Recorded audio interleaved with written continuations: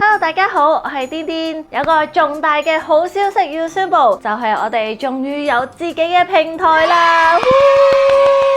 咁今日咧就嚟教大家點樣喺我哋嘅網站去睇微電影同埋免費影片啦。好，首先呢個就係我哋嘅網站啦。咁要睇我哋嘅微電影同埋免費影片咧，你哋需要註冊咗會員先，撳入去會員註冊呢個掣，入到去輸入你嘅個人資料，最重要嘅係要輸入你嘅 email 去獲取驗證碼，輸入翻驗證碼之後咧就可以成功註冊，成為我哋 BSV 嘅一份子啦。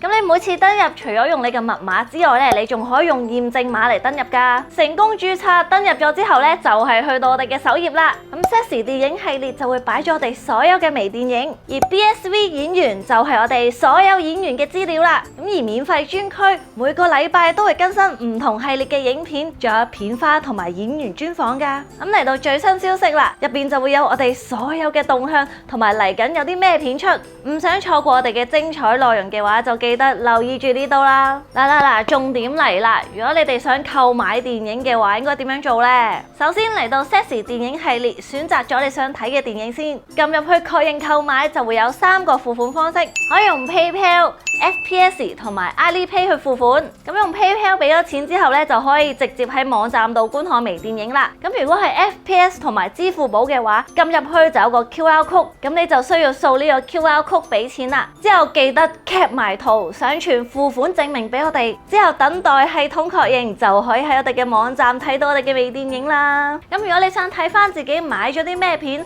同埋你而家購買電影嘅狀態，咁就可以撳你右上角呢個位置嘅圖標，咁就可以睇翻你購買咗嘅電影、個人信息同埋付款記錄。唔講咁多啦，你哋而家知道點樣去睇我哋嘅片啊，仲唔快啲去我哋嘅網站註冊做會員？